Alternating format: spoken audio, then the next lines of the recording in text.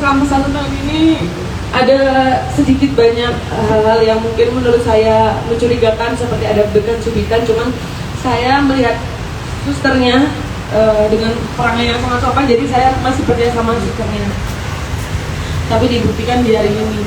Dan sebelumnya saya sudah pernah mengalami kejadian yang sama, cuman tidak saya laporkan polisi, saya maafkan. Jadi untuk kali ini saya tidak bisa saya memberikan ke pihak yang berwajib.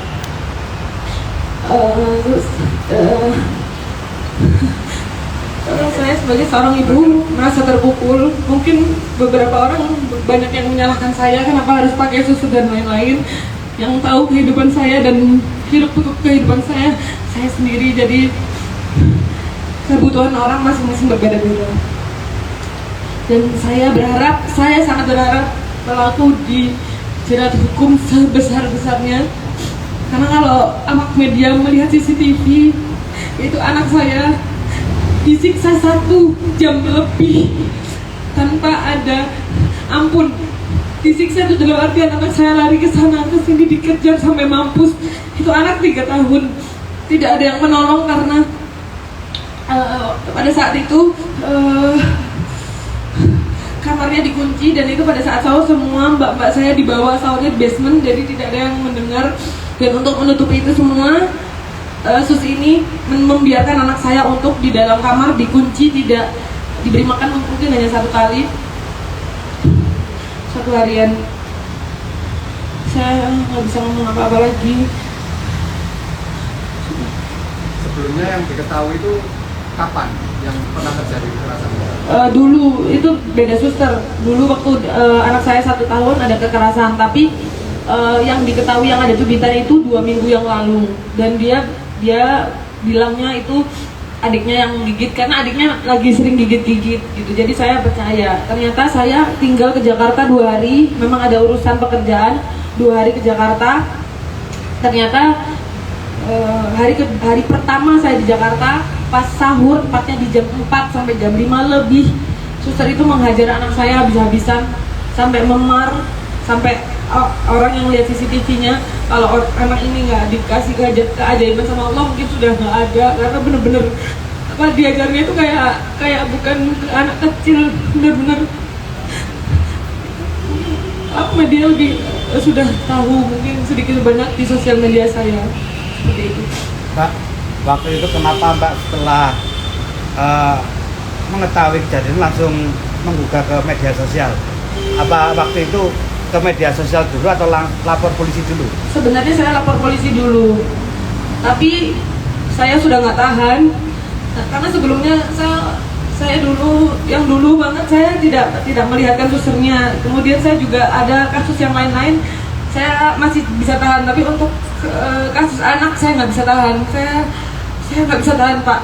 Jadi saya langsung masuk ke sosial media, dan ternyata teman-teman saya, tanpa saya meminta tolong, teman-teman saya yang di sosial media menghubungi rekan-rekan polisi dari Jakarta, Jawa Tengah, Jawa Timur, semua menghubungi rekan-rekan polisi. Akhirnya kasus ini bisa dipercepat tanpa saya meminta tolong. Jadi terima kasih buat teman-teman yang mungkin melihat video ini, yang sudah membantu saya dan keluarga saya. Terima kasih banyak.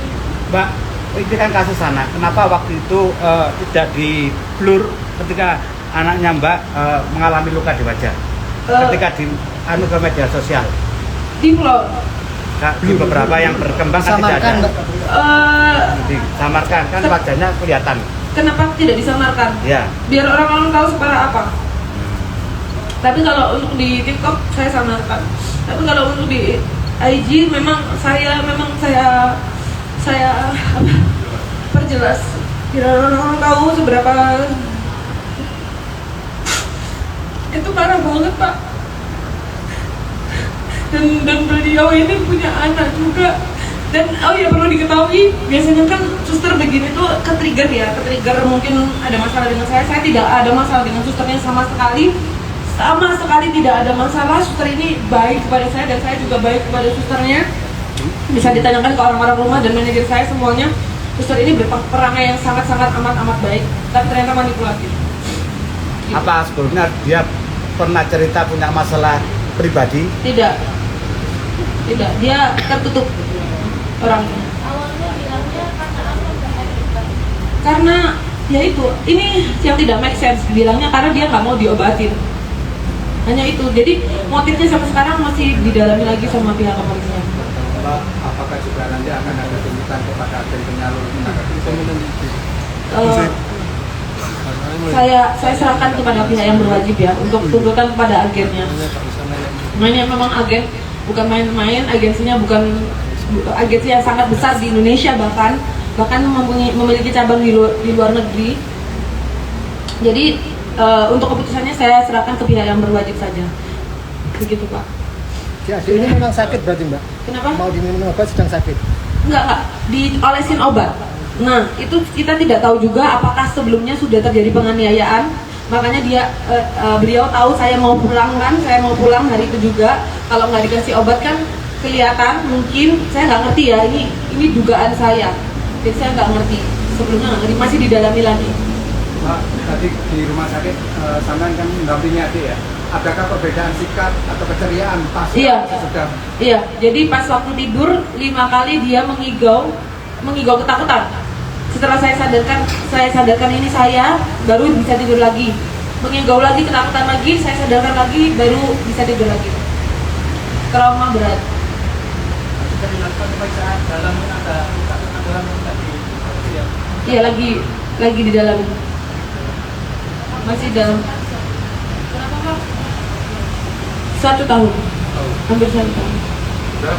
Sudah ya Pak. Terima kasih Mbak. Makasih ya. Terima kasih banyak. Foto Mbak. Foto Mbak. Ada lepet izin? Kan? Ada. Nah, izin mana? Izin 1, 2, 3. 1, 2.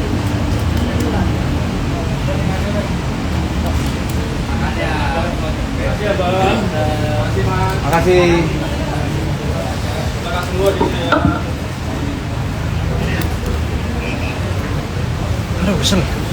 Assalamualaikum warahmatullahi wabarakatuh.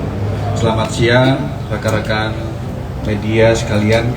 Hari ini kita akan melaksanakan konferensi pers tindak pidana kekerasan terhadap anak.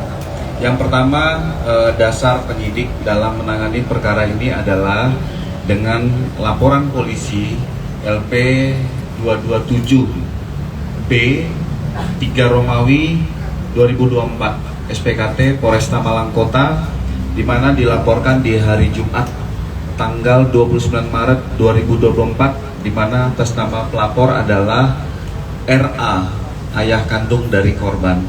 Sementara untuk korban dengan inisial JAP, ini adalah perempuan usia 3 tahun 5 bulan, kewarganegaraan Indonesia. Diambil keterangan 4 orang, ini ayah kandung, ibu kandung dari korban, serta 2 orang yang bekerja di rumah ataupun berada di kediaman. Untuk tersangka yang sudah kita amankan dengan inisial IPS, perempuan 27 tahun, ini kewarganegaraan Jawa Timur, Indonesia, asal Jawa Timur. Perkara tindak pidana kekerasan terhadap anak, kita kenakan, kita jerat dengan pasal 80 ayat 2 Undang-Undang RI 35 tahun 2014, perubahan Undang-Undang RI 23 tahun 2002, perlindungan anak subsidiar, pasal 80 ayat 2 Undang-Undang Republik Indonesia 35 tahun 2014, perubahan tentang Undang-Undang nomor 23 tahun 2002 tentang perlindungan anak, tindak pidana kekerasan terhadap anak, dengan ancaman hukuman penjara 5 tahun, tindakan kekerasan dengan benda atau barang, dan ancaman paling banyak 100 juta rupiah.